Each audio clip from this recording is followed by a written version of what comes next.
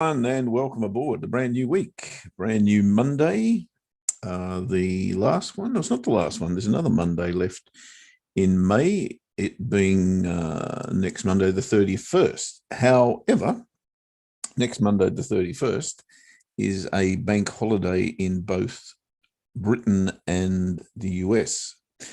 Therefore, neither Ash and I will be trading on that day, and we won't be having a what's this called? A Trading Buddy show next Monday. Angel, we've only just discussed that, Ash and myself, so sorry we haven't put out a notification for that yet, but if you could take note of that, that will actually not be happening next Monday. There will be no Trading Buddies next Monday. Rightio. So there's a pound that we need to discuss. Well, there's a pound US dollar that we need to discuss and decide if we're going to trade it as a breakout today. Let me have a quick look at that. Happy Monday to you too, Paul P. Good to have you on board as always. Are we in a range or are we not? On the hourly chart, I'm seeing high, high, low, high, lower, low, lower, low, equal high.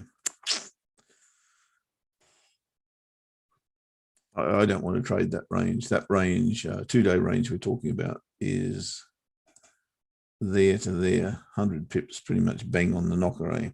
I think I'll leave that alone for this Monday, so there won't be any breakout trade on pound US dollar. What's all this? Sell 141.03.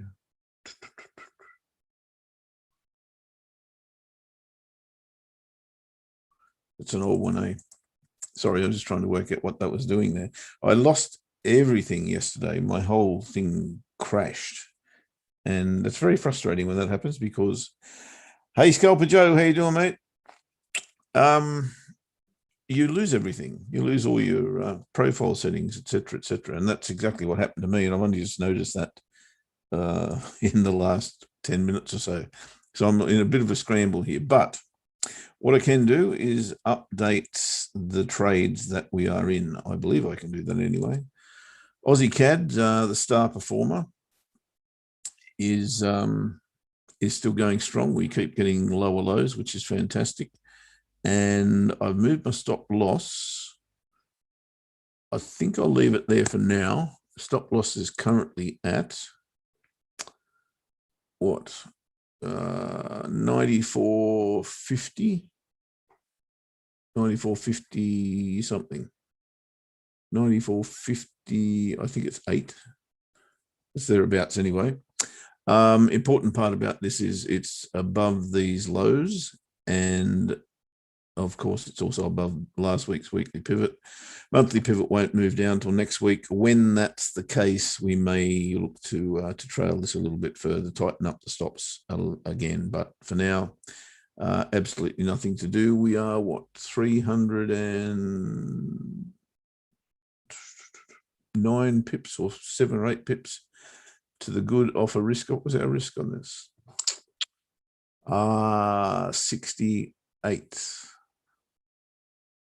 Yep, 68. So that's going pretty well. Aussie CAD, that's our star performer for the month. Pound Kiwi. Now, you guys, I did update this in the Telegram group, of course, on Friday, and TP2 should have been hit, and hopefully you've done something about that. Stop loss for me has moved.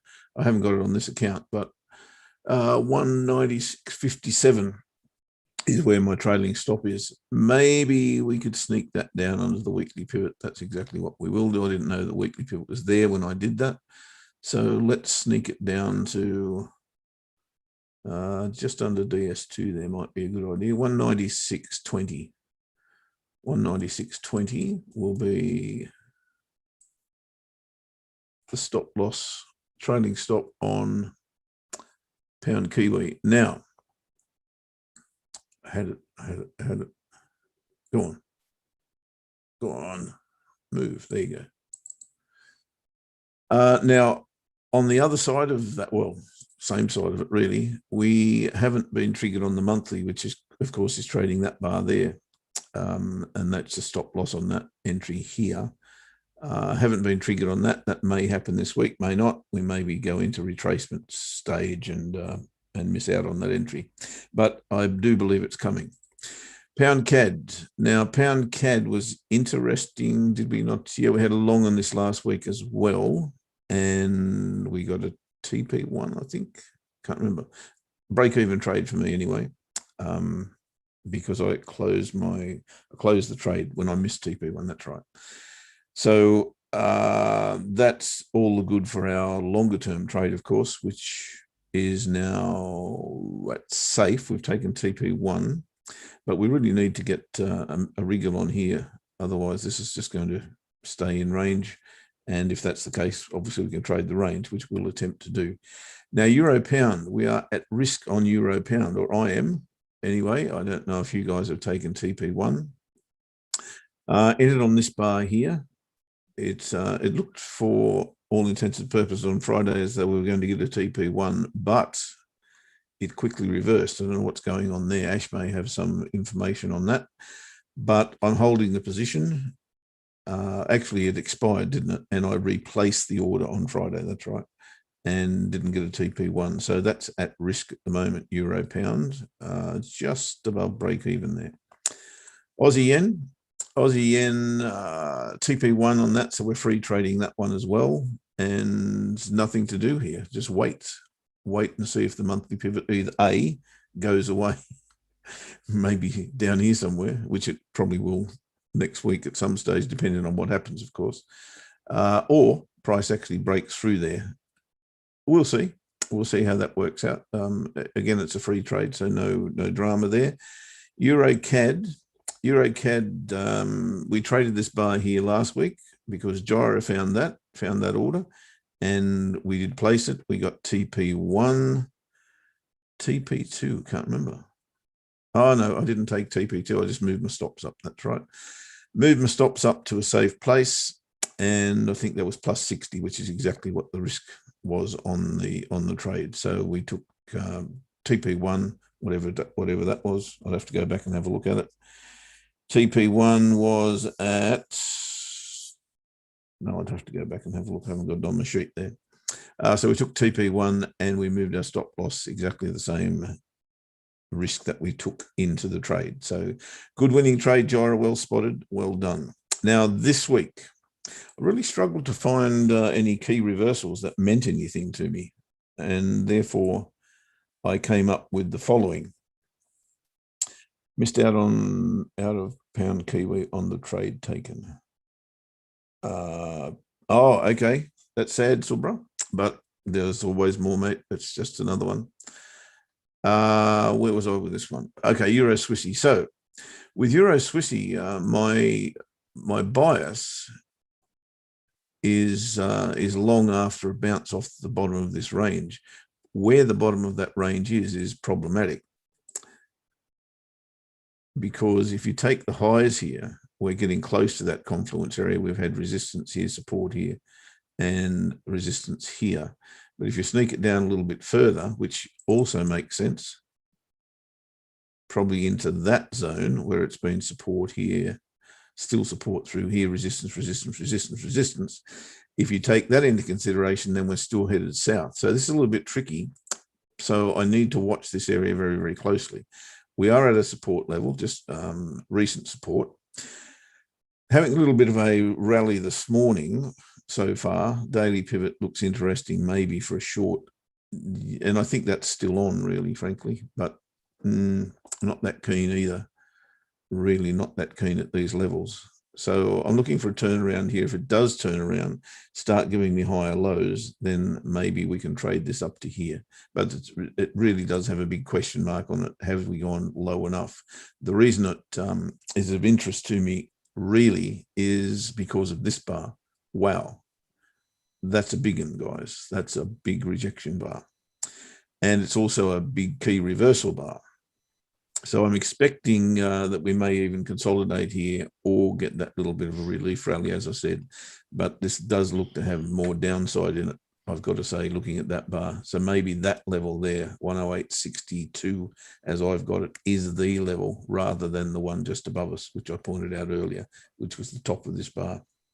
So, yeah, a little bit tricky, but start looking for maybe false breaks in this area.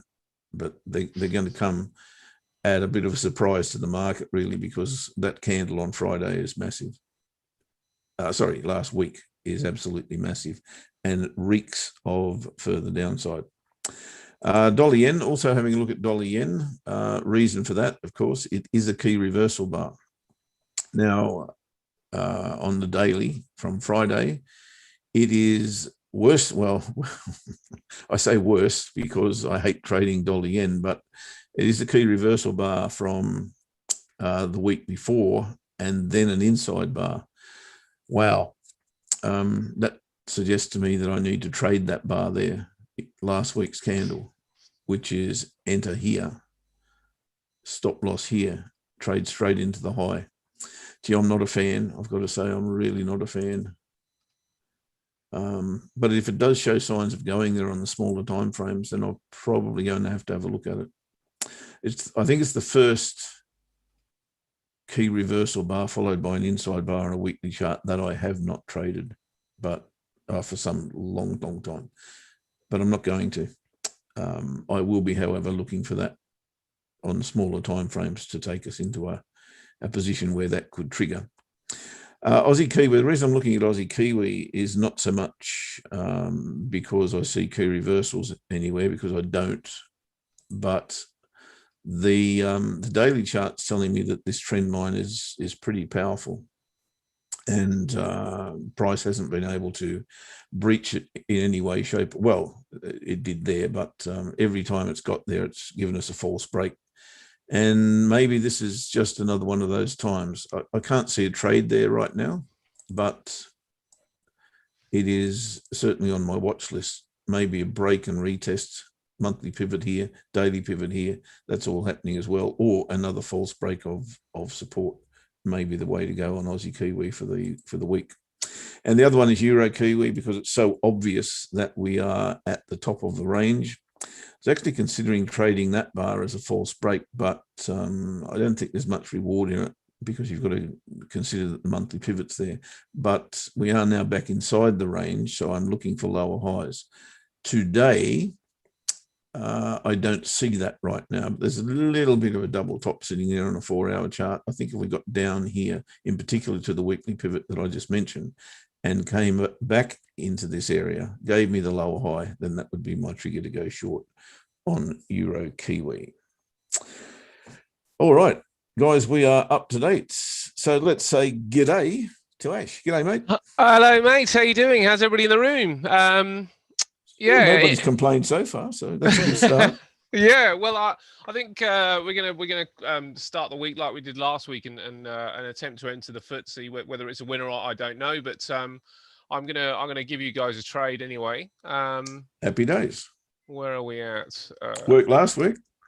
It worked last week, but yeah, 1 week out of one probably does not make a sum. So let me just move that there. Move that there. And oh gosh, where's that gone? There we are. Okay, just getting my share screen here. Mm-hmm. How was your weekend, by the way? Oh, it's great, mate. It was Molly's birthday, so it was really a lot of fun. You know, she obviously had a meltdown, but you know, that's relatively normal. But was yeah, she 3? She is 5. Holy mackerel! Yeah, where have I been for the last 2 years? Yeah, probably the same place as me, mate. It's been a days, but yeah, she did have a very good time. Right, so it's for a FTSE long. So now I'm just going to sort of show you the some of the analysis on this anyway, as much as I can give you without the screen getting really messy. Hi, Lewis. Hi, SF. Oh, Yes, good morning, guys. So really, I'm looking at this trend line along here. The daily pivot is it might get down there. You know, it may well get down there. I don't see too much weakness though. So what I'm going to do is I'm going to try and get in on this trend line here. And if it pops down to the daily pivot, I'm going to hold on, but stops down at the lows there, and I'm just going to aim for this upper line. So I'm going for around about a 2 to 1. So now that trend line, is it down at 12s? Let me just see what I've got here. So probably 14. It's not going to be too far off, actually. It's not going to be too far away from that daily pivot as it goes. Let me just see what else I've got here.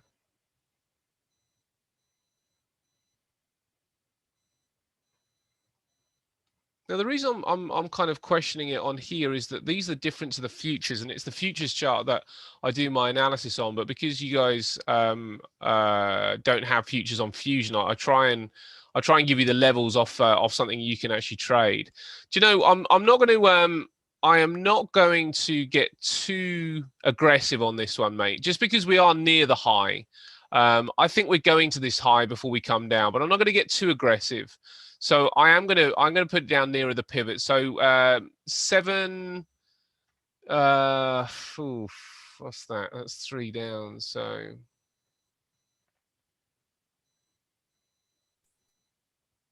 I'm going to use that bar. I'm going to use this bar here, which was the closing bar on the closing price on Friday.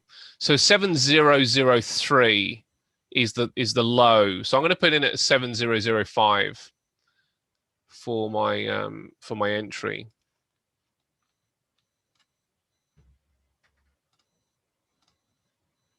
It's a buy limit at 7005. And I'm just going to put a stop loss under here at 6985. So it's about 20 pips to the downside, and it'll be around about 46 to the up. So let's give ourselves a bit of room, because we should be able to do that on the 2 to 1. So let's get down 23, which gives us about 69.81.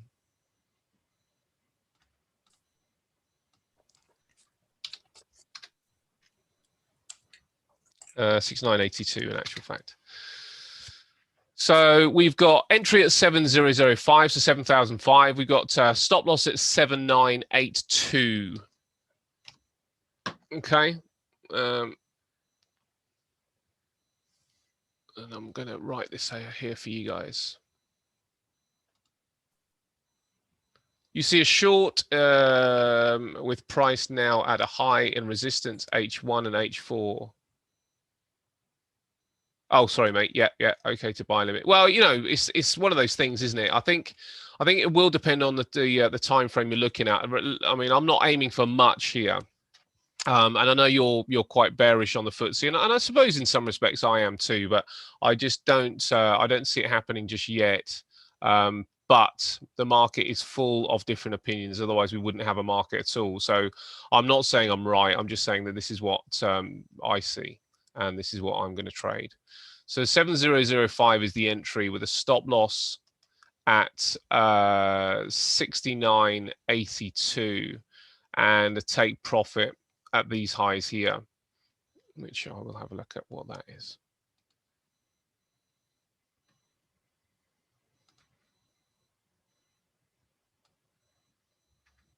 It looks like 70.50. Looks like a nice round number there. Now, everything that I am initiating is a soft entry, soft targets. So these are subject to change if the price action changes. If I don't quite get here and it's in this area and it doesn't look like I'm going to get there, I will take profit. The stop loss, if I see it breaking down sufficiently and I'm not yet at the stop loss, I will close the trade. So everything that I'm doing is like a soft target level. That's just my insurance, just to get me out, just in case. But it doesn't mean that it's not going to happen. So I'm going to place that in. So that's now in the market, and you won't see it because Oh, it's only because my lines are turned off currently. That's all. So there we go, mate. That's our trade for the day. Happy days. Did you get that stop loss right? C Chen's telling us that you might have said or wrote 79.82 instead of 69.87. Sorry, mate. If I did that, then that is wrong. I'm not sure. Yeah, I might have done. 7,005 is my entry. Stop loss 69. You're absolutely right. 69.82, and the take profit is 750. It's going to be in that area. It's going to be somewhere in that area. Happy days. And happy days, C Chen, for pointing us out. Thank you. And hi, Paresh. All right, perfect. Awesome. Scalper Joe, if you want to come in, mate, you know what to do. Just butt in, and we'll accommodate that. No problem at all. Yeah. You know, just a quick note on the markets as well, mate. I definitely see a pretty quiet period here, which is the interesting really about the long, you know, because Lewis's take on the short, and I think Lewis is just generally bearish on the markets right now, which I completely get, and I think that I could also make a case for some downside. But because markets are quite quiet, at this stage, I don't see why it would start its move lower now.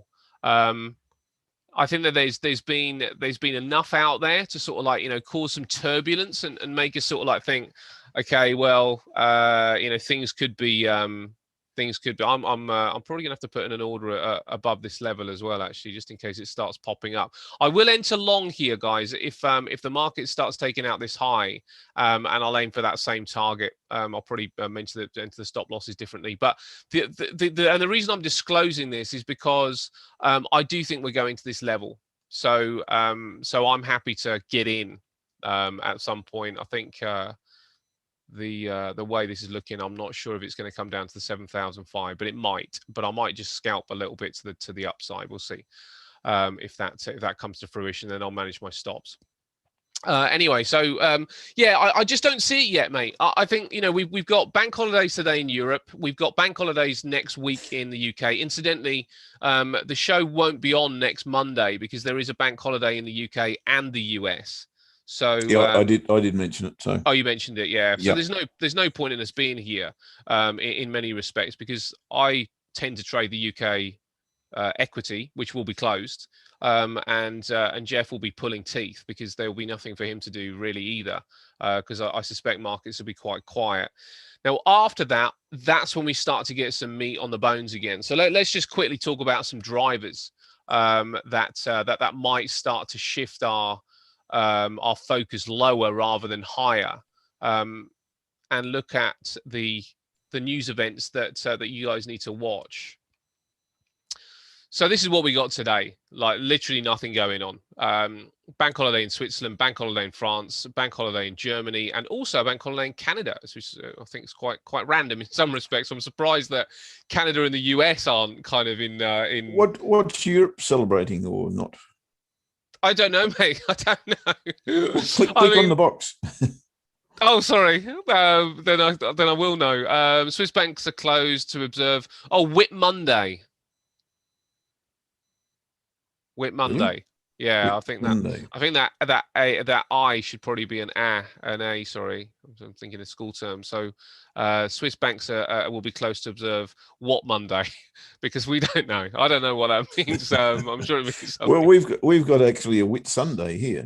Oh, there you go. It's an island, or unless it's a series of islands off the mid-north coast, mid-coast of Queensland, actually. Oh, right. Sundays. Yeah. Whit Sunday. So we have a little bit of wit going on. I don't know if it's a time where people tell good jokes. I don't know what it relates to, but I'm sure it's I'm fresh out of them, but I'm sure I'll come up with something. Yeah. So we're not Swiss, so we don't need our jokes today, but I'm sure there's lots of jokes going around in Switzerland, if that's what it's about. So yeah, that's in Switzerland. Same in France, and probably the same in Germany as well. So they're celebrating Whit Monday. The UK next week. Again, I know it's a bank holiday, but I don't really know what it relates to, if I'm honest. But let's have a quick look at this week, because I think this might tell us quite a bit about what we should be thinking about getting into the market this week. And I think, it's worth reiterating to everybody that you don't have to trade. You can sit on your cash for a week or a few days and not do anything. You don't have to participate in the market. And when you see the kind of data releases that we have this week, you may be encouraged not to trade, because there's not really a whole bunch going on. There's nothing notable there that you can see, and you can see that the red folder stuff is in New Zealand, and it's no disrespect to New Zealand, but the New Zealand economy just isn't big enough to move the overall market. It would have to be pretty seismic, a press conference for New Zealand to actually have any impact on everything else. So it's unlikely that even Wednesday we're going to get anything out of anything but possibly New Zealand and Australia. What is quite interesting seasonally is that New Zealand and the New Zealand dollar tends to rally during this period, where the Aussie tends to do quite badly. So it might be worth looking at a Kiwi or Aussie, mate, at some point. Aussie Kiwi. Yeah, I am. I've got it on the radar, but the only thing I see is that there was a little bit of resistance broken by the Aussie above the Kiwi. Right. And I can go with that. But when's that? Wednesday? Early Wednesday morning. So I need to get in the market and safe before then. That'll be what at this stage. What's your directional bias? Is it for Kiwi long or Kiwi short? Kiwi short. Kiwi short. That's it. Yeah, because I mean, it would have been great if it was Kiwi long, just because it would have agreed with the. Sorry. I should clarify that. Aussie Kiwi long, not necessarily Kiwi per se short. Yeah, Aussie Kiwi long. Okay, so we have that on Wednesday, so that might be something to focus on. On Thursday, a little bit of preliminary GDP from the United States, which could be an interesting number because it's prelim GDP rather than an absolute GDP print, which obviously would be backward looking. So this might have a little bit more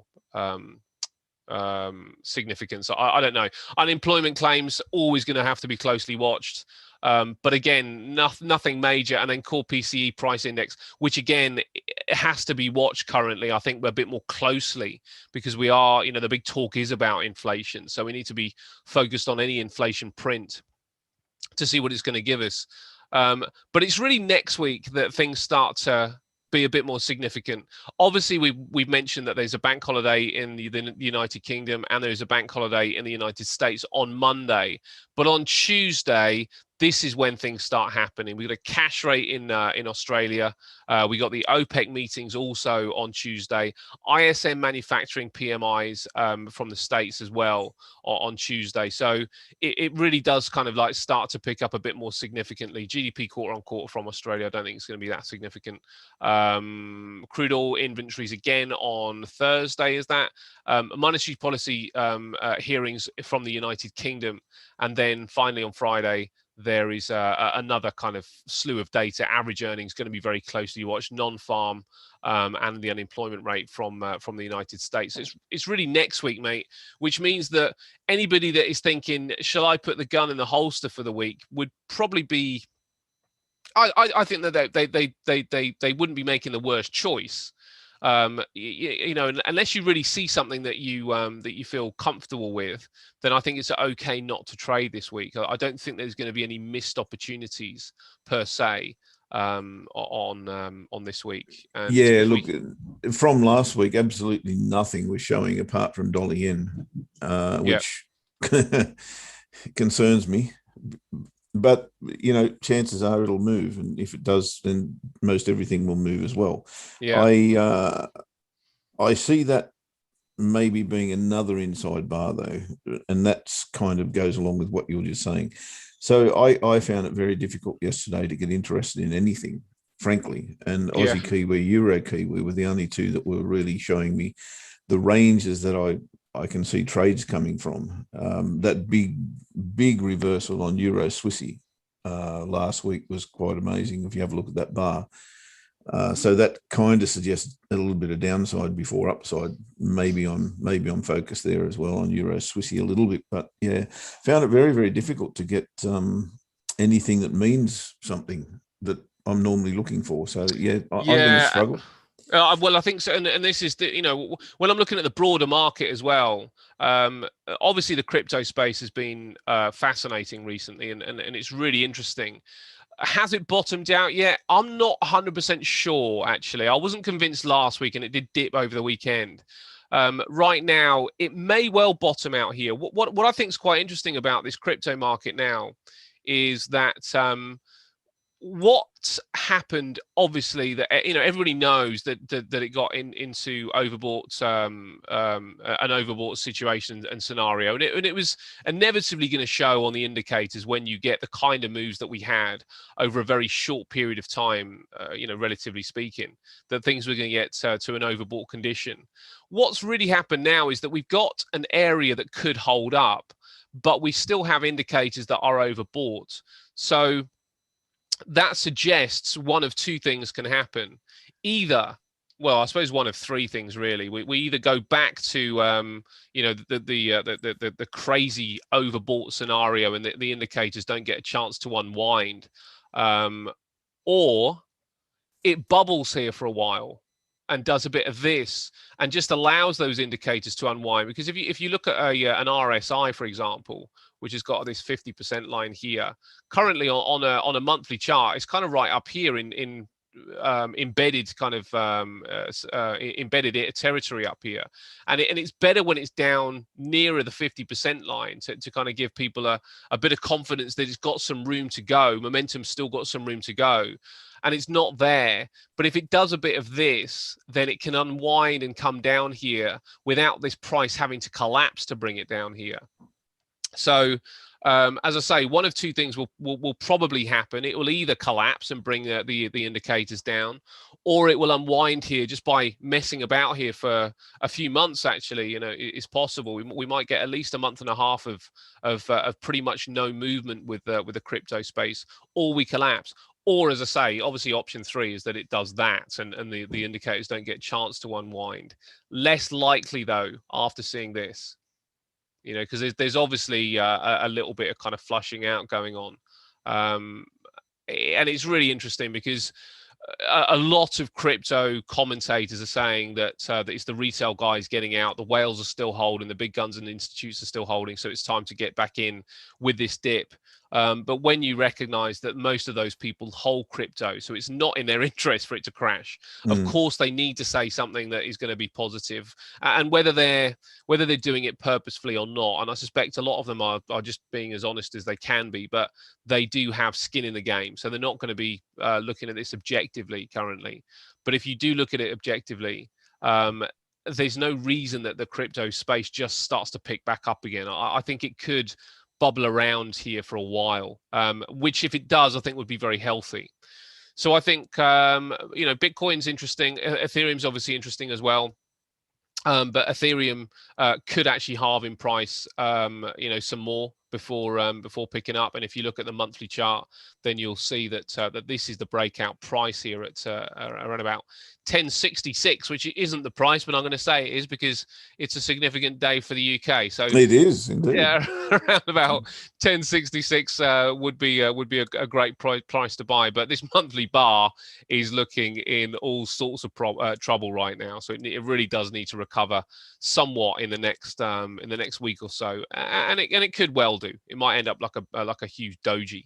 But I still think that there's volatility that could drag this up, down, and sideways before we settle down. So it could be here as a decent place to get in, but there may well be a little bit lower to come. So let's see what happens. Just on that chart, if that did come down to, I can't see the level, but below the trend line just a little bit, to come down one more swing low, next one, there, so if price came down to there, then back and retested that trend line, what would you think? Okay, yeah. So we're thinking about the technical. So if it came into this here and then did that, yep. Would I think there's lower to go?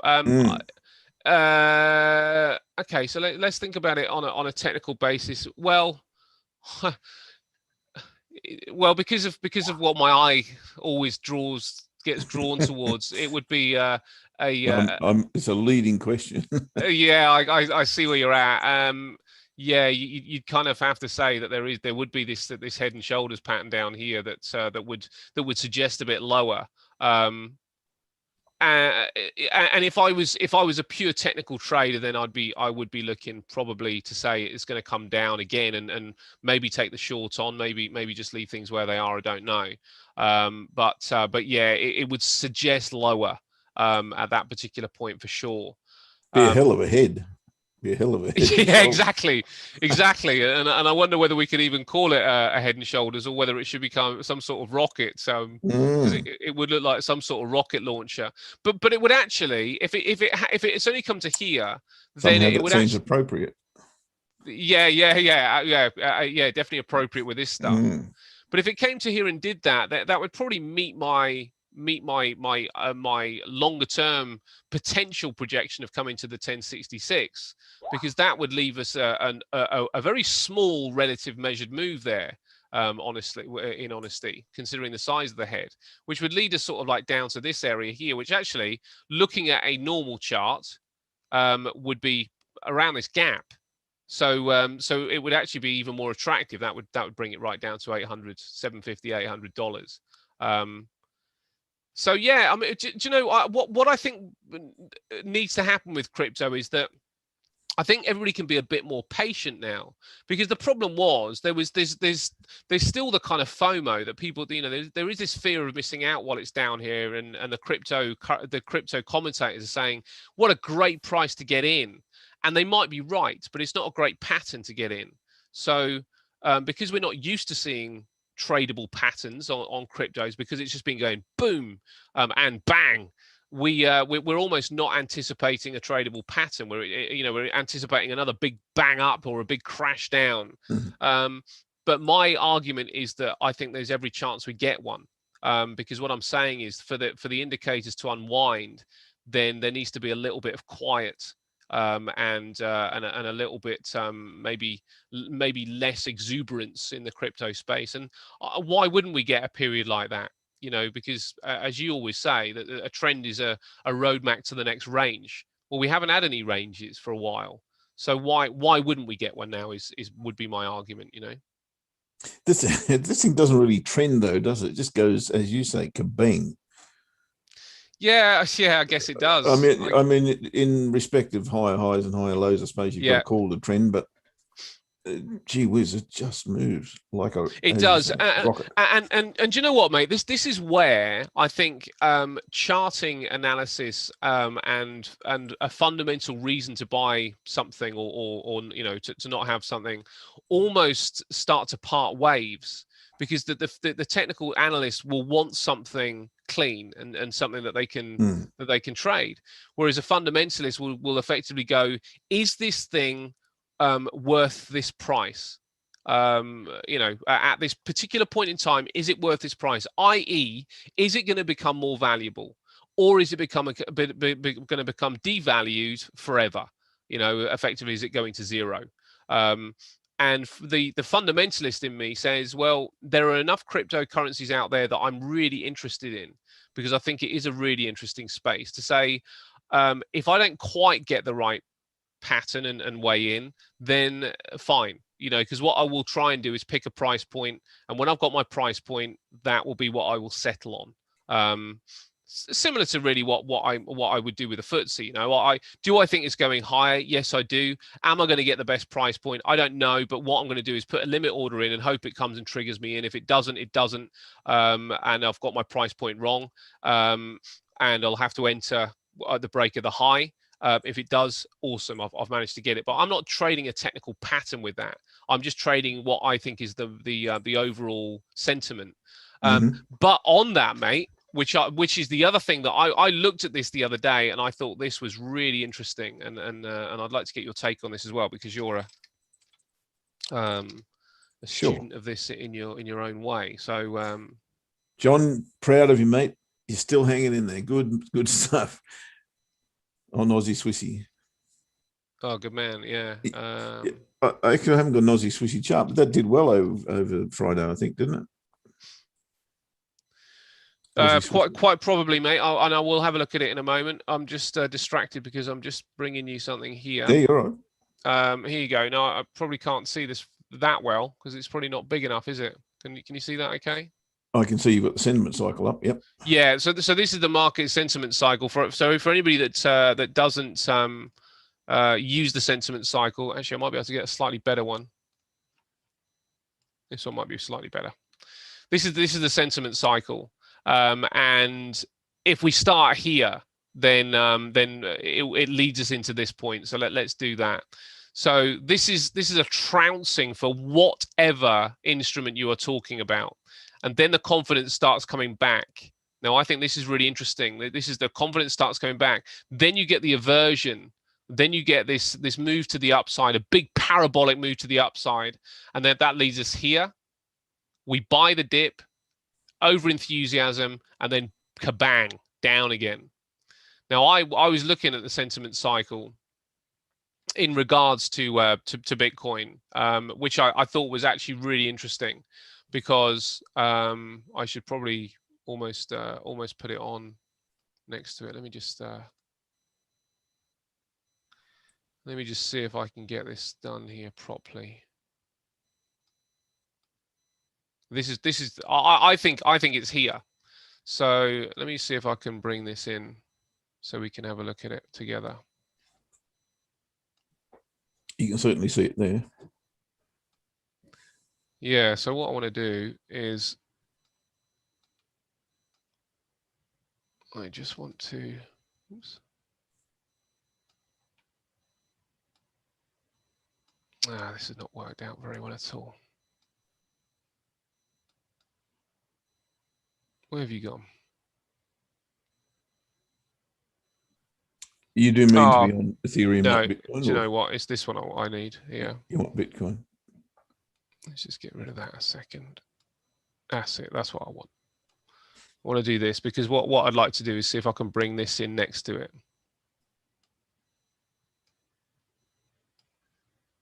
Right, here we go. So let's have a look. So now, obviously, it does depend on how you see this stuff. But if we think of, oh, there's a massive aversion point right there. Yeah, well, this is the thing, and it's not. Here we go. So this would be this first point here, and then you get this anxiety, and this looks like it relates to this. And then you get this point here, which does crash to the downside. Now it might be that this is the anxiety point here. It probably is actually, and then it kind of comes down to the aversion. Then we start to rally to the upside heavily, like we did here. A little bit of denial here, just in this point here, and then another big move to the upside. In actual fact, this is probably, from what I was looking at, this is probably the buy the dip, and then we get one massive move up. You probably can't see this very well on this screen, can you? But then we get the one massive move up, which suggests that we could have had this over enthusiasm. Now, the reason that I point this bit out is that this is a breakout point. And it looks like this over enthusiastic area, and then there's a big move to the downside, this point here, which is the subtle warning, I think, and then another big move down. And the reason I want to look at this is because if my argument or thesis is that we calm down for a bit, then there's no reason we shouldn't get a nice clear signal where we actually see the market calming down and we just see the slowing of this discouragement, and then we start to climb again. And what I'm trying to do, I suppose, is trying to find this wall of worry sort of like point so we can get in again. Now, the aversion trade's the trickiest, because if you wait for that and it doesn't arrive, you've missed out. But if you can get into this point, then I think it's another potential move to the upside, a decent move to the upside. Now, I don't think I've illustrated this that well, but it's because I'm kind of messing around with two screens here. When I looked at this on the weekend, I had them on two full screens. But I would encourage everybody to just go and Google the sentiment cycle and see if you can find out what's been happening in this market, and see if you can find out, a place that you could list out the A, B, C, D, E, F, and G. And I think with this stuff, I think you really can. I think it's actually really good for the sentiment cycle. Picking all those points is a little bit of an art form, when you first, well, even not just the first time you look at it, but that panic point, I think, is probably the best point that you can pick. If you can find that panic point, which is really where everybody is just given up hope, and they've gone, okay, we're in deep SH1T here. We've now got to buy our positions back. Yes. And that point there is a really, really cool point, because once that rally, which is only a buyback rally, if you like, once that takes place, you've then got the wall of worry return point. Yeah. Because the wall of worry will go back to there. Yeah. And that's where people will start to think, okay, this is now the lower high or whatever. This has now reached the resistance level. We've got to sell it again. And that's the point where you then look for the higher low, which is your reversion point. Yeah. So that to me is the key to playing the sentiment cycle. Not easy, because you can start to see it all over the place, because it's there all the time. Yes, it is. And it seems to be almost on every time frame as well. If you if you look hard enough. But I think what I like about this is that there is an absolute clear indication of enthusiasm and panic. And when you have these 2 points, it gives you a starting point to start looking at the sentiment cycle. Where the sentiment cycle is difficult is in these kind of areas here, because you're not really sure whether you're in the wall of worry stage, or are you now at the confidence stage and the return to confidence stage.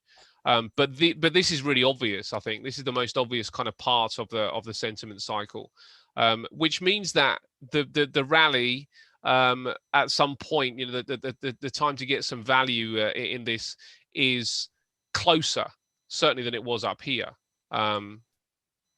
But does it fall again? I don't know. I mean, there's also this trend line here that I'm sure everybody's seeing, that we are currently on, with a bit of a belt hold. So it might be a good time to start, easing in to this stuff. It might come down a bit further, but it might be a good time to start easing in. But I really like the crypto space, and I really like the idea of having a portfolio which has the crypto market involved in it as well, and not just gold. I really like gold as well, but I think having some cryptos, pretty cool. And talking of gold, actually, mate, but probably the last thing that I probably will kind of focus on. Yeah, might as well have a squeeze at it, mate. Yeah, and I said to Ainsley last week, the one time I will rescind my opinion that this is coming to 1500 if we break and hold through this trend line, and we have. Last week's weekly bar has broken and managed to hold this particular trend line. So now the next thing that I wanted to look for with gold was a retracement down to somewhere along the trend line again, giving us an inverted head and shoulders. Now that would start looking pretty attractive for gold. And I think that there are plenty of people in the crypto space that just think that gold is not going to happen. It's done. It's not the instrument and safe haven that it once was. Well, I don't agree with that. And I think that having both in the portfolio is probably a better way to play it. So having a bit of gold, which I do have, but this would be a point to, if you like, a possible point to start adding to that gold position if it starts to retrace and give us a really nice clean inverted head and shoulders about there, and see if it can go. So gold anywhere around probably between 1820 and 1785 I think is a decent price for further upside. But as I say, mate, I would concede now and say that I think gold is headed higher. Yeah, it looks so from that chart, most definitely.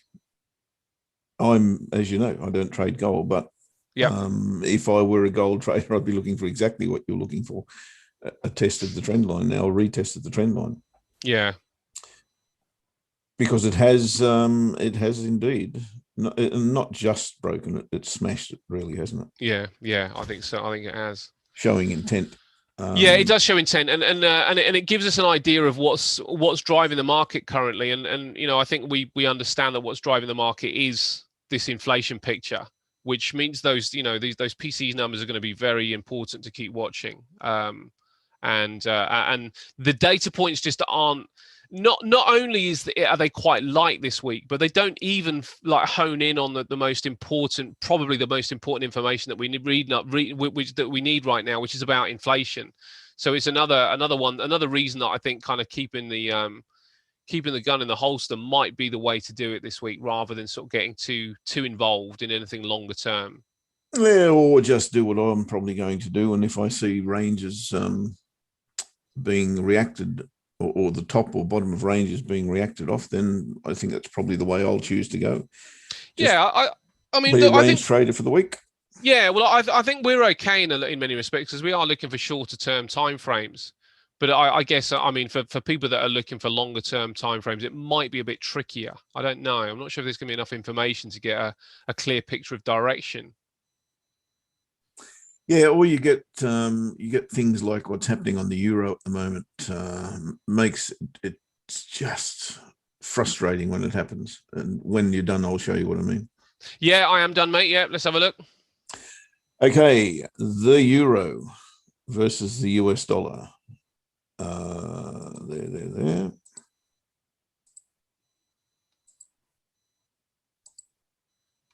This is the frustrating part about the trading edge that, well, I believe that we have with euro US dollar in particular, and it is the untested daily pivot, right? When it happens through Asia, the daily pivot gets tested, there's the edge gone for the day. So it now becomes a very, very frustrating practice to think, well, and look, it just leaks. It leaks to the high side through the daily pivot. The only thing that I can then do is wait for it to hit something more substantial, which is up here. So that kind of writes you off for writes me off for the day almost. But then I have a look at this chart and think, oh, okay, we've got a pretty clear double bottom sitting here. What if we came back and retested the daily pivot and give us a higher low? Maybe then I can go long. And that would probably play into this scenario.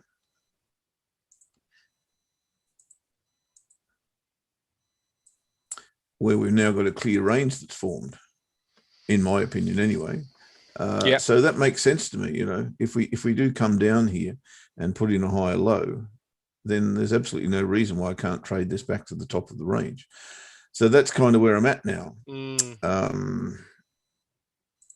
If it coincided with a trade line, even better. That looks a forlorn hope, because it looks very, very much like these two bars have made a statement of some kind. But back down to here would be absolutely ideal.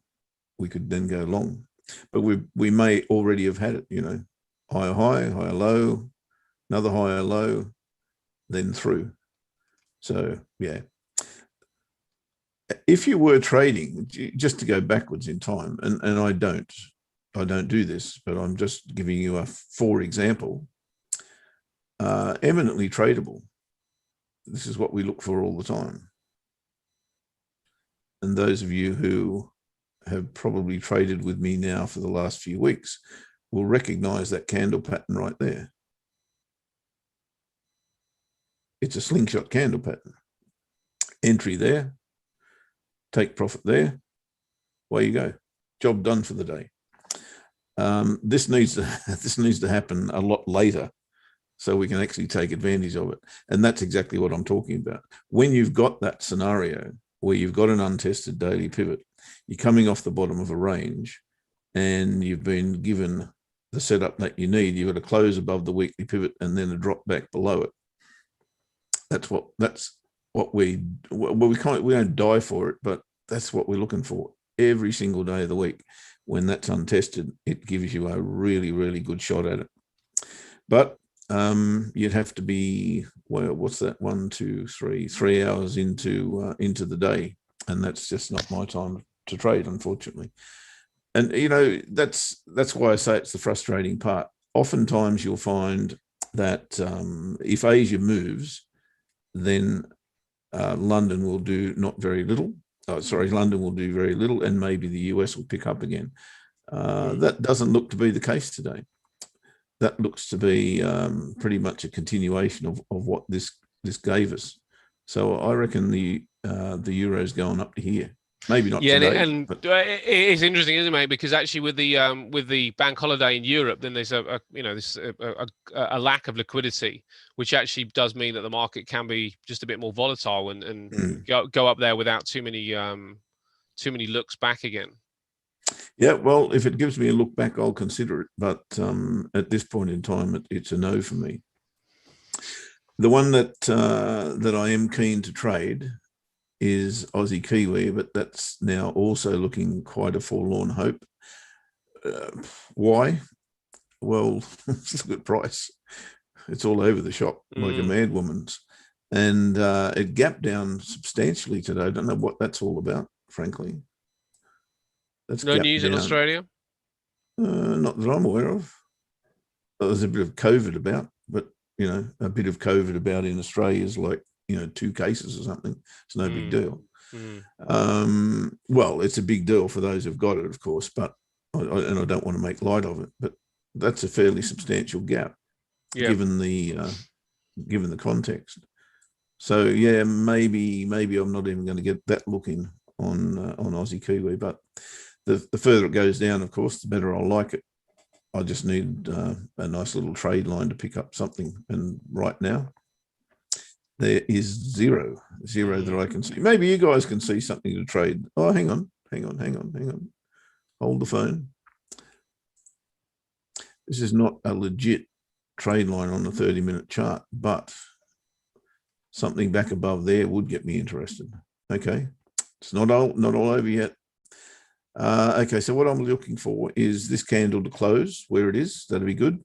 A couple more consolidating in that area, then get back above the trade line and retest it. Then you can go long.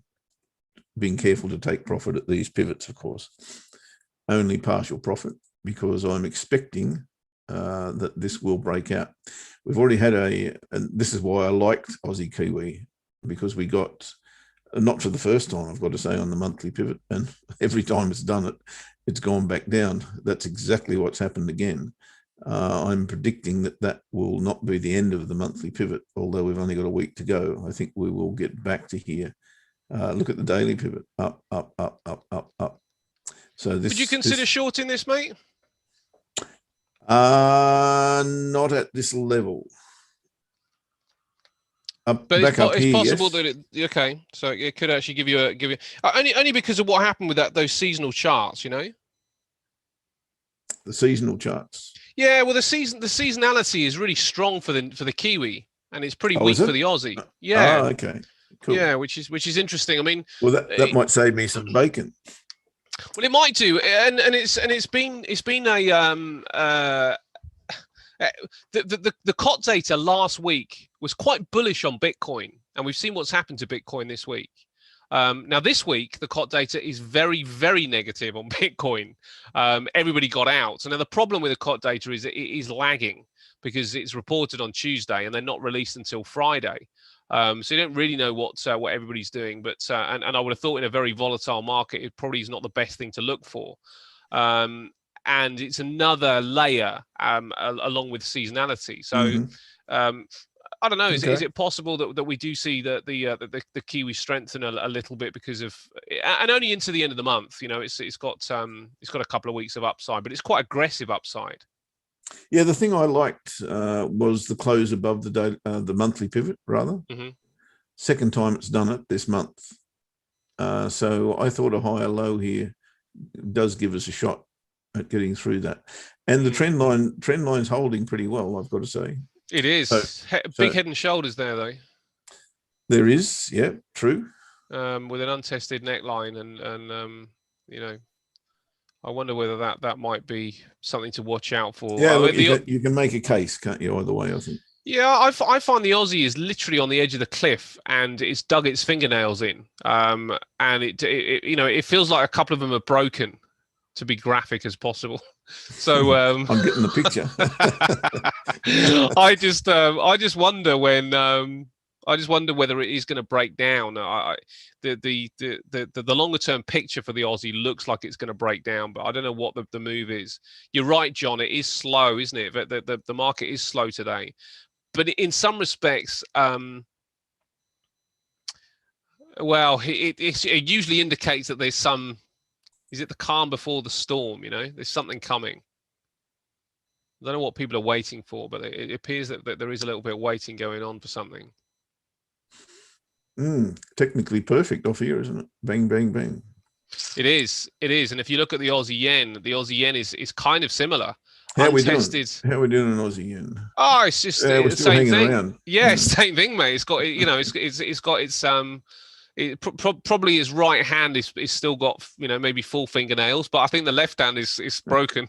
John picked the right one. He got Aussie Swissy, and it's going fine. Aussie Swissy shorts. Yeah, I quite like the Swissy actually. He's been in that trade. I thought it was exactly the same trade as Aussie Yen actually, and I chose Aussie Yen. Yeah. So I'm with you, mate. I think more for us because we've definitely we've definitely come off not as well as John. I was going to say the worst of the two, but I'm still in the Aussie Yen waiting for downside, but he's getting a bit frustrating the fact that it's just attempting and threatening to go but not going anywhere. This looks promising, John, I've got to say. Wow. Is this the one that we talked about, John, on Friday's show? Yeah. It's the one on Friday's show. Brilliant. Yeah. Another reason why I think Bitcoin and Ethereum could fall a bit lower, because if the Aussie is falling, does that indicate something broader with the market? Or is it Australia specific? Of course, it could be. But is it indicating something broader with the market that we're seeing a little bit of, a little bit of a lack of growth? Lloyd sent out a really interesting article earlier on about China's debt. And there are a few concerns out there, and it's difficult because it depends on what you focus on. But there are a few things out there, but we can't get away from the inflation story. That's the big thing. People seem to be there are enough traders there that are willing to believe the central bank at this stage, though. I need to cover the slap. Yep, I need this to cover the slap. Oh, the Aussie Yen gave you. Yeah, the Aussie Yen, it has been slapping about, hasn't it? I know what you mean, mate. And I got slapped on one of my accounts because I put a stop in. Now the other one I just traded with no leverage, so I'm holding it. But it is getting quite excruciating every day that I wake up, and it's moved a pip in my favour, which still hasn't put me in profit, by the way. I'm down about 15 at the minute, 15 pips. Well, we've taken profit on our side on Aussie Yen, so it's free for us. I'm happy to say. Look, I said I wasn't going to trade this, didn't I? 108.33, 108.34. Oh, that's why. That's actually not a key reversal bar. Saved me. Whew. Thank God for that. So, mate, it was the Eurovision Song Contest over the weekend. Yeah. And again, no Aussies in it. No, were there no Aussies in it this time? No, we failed. Didn't get to the finals. Oh, didn't get to the finals this time. I mean, why Australia in it? And it's not no offense to Australia, but why Australia are in the Eurovision Song Contest? Well, they invited us, I suppose. Yeah, I know, but it's kind of like, it's becoming so political, isn't it? I mean, it's the Eurovision Song Contest. What's going to happen next? That we're going to have I don't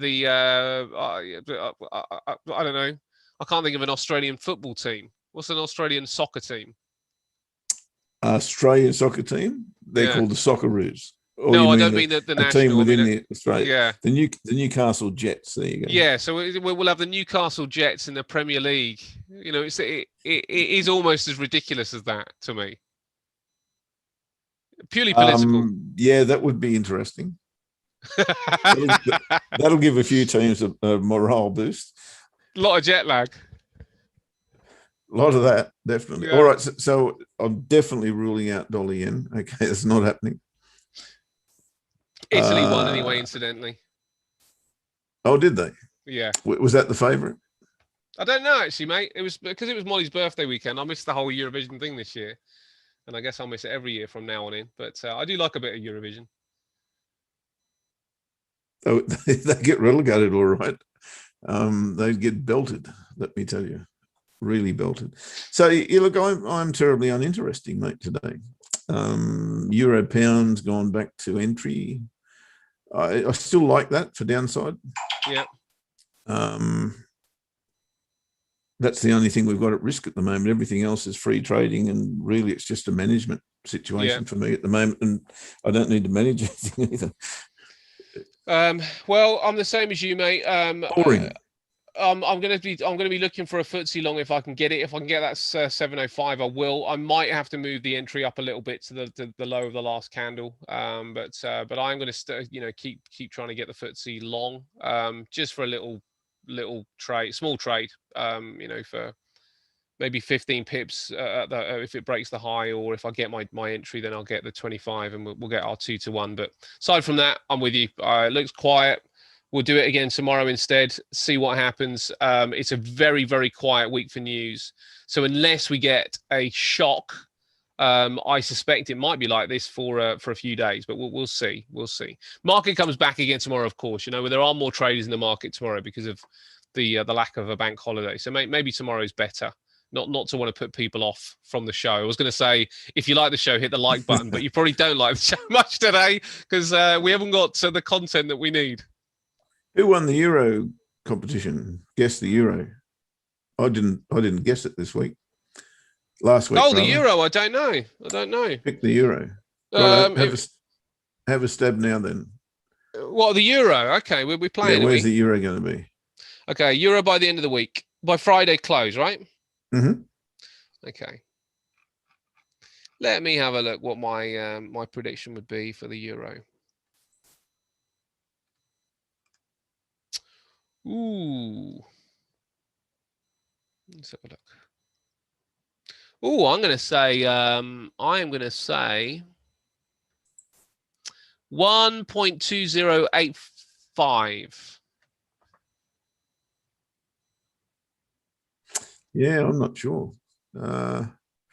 Gets to the top of the range that I'm talking about. Another head and shoulders, mate, on that weekly. Is here. Yeah. And I'm going to go with 121.60. 121.60. Okay, so I'm 121. Effectively, I'm 121.08.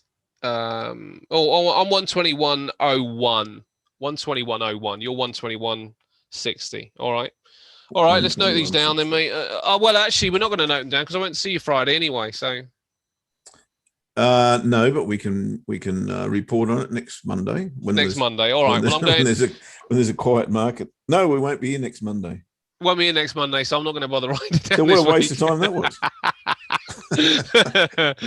All right, I'm going to end this by telling you what I'm going to do if X, Y, and Z happens.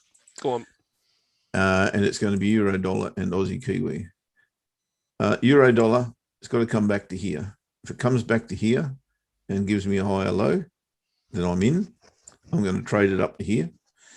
And Aussie Kiwi, if Aussie Kiwi can get back above this trade line and come back and retest it, then I'll be long Aussie Kiwi as well. Now, there's a caveat around that. It has to be two 30-minute candles that open and close below that line before I commit to that. So this candle and the next at least have to be opening and closing below the trade line, back above, retest, long. That's me. Okay. I am done. Well done, mate. Okay. Just a point of interest as well. Oatly Barista, the milk making company. They make vegan milk if you're effectively out of oats. And they've had celebrity investment from Oprah Winfrey and I think Gwyneth Paltrow as well. Very popular. I drink it. It's brilliant because it's really creamy, unlike soya milk and all this stuff. So it's very popular with coffee houses. They have just launched. It's called the Oatly Group, and they launched on the Nasdaq on Friday, I think it was. It might have been Thursday, but last week they launched on the Nasdaq. So if anybody's interested in looking at shares, then have a little look at Oatly Barista. I think they opened at $16 and they're up at $22 in the last couple of days. But with now, I'd quite like a genuine market crash. I don't know if it's going to happen, but if it is, then starting to get an idea of a portfolio is well worth doing. So anybody interested in some stocks and shares, have a little look at the Oatly Group. Now you will find that they haven't made profits for a while, but they are is an IPO, so a new company, and I think that they could be valued at a whole lot higher than $22 in a few years' time. So for a longer term play, well worth having a look. All right, and here's one not to do: do not invest in Newcastle Jets getting into the English Premier League. Or the NFT. That won't happen. You could bet that it won't happen. You'll win. You'd have to find somebody who's willing to get on the other side of it, though, unfortunately. Yeah, might be tricky. All right, mate. Well, let's wrap it up. Thanks so much for everybody, as always. Thanks to you, mates, and thanks to Angel. And we'll be back to do it again tomorrow. And we'll see what happens. Hopefully this FTSE trade works out. If it doesn't, then we'll see if we can pick one tomorrow. Yep, bit of a boring old Monday, but there you go. They happen and they lead to something just a little bit better. So cheers, mate. Cheers to you. Cheers to all. And we'll see you tomorrow at the very same time. Bye-bye.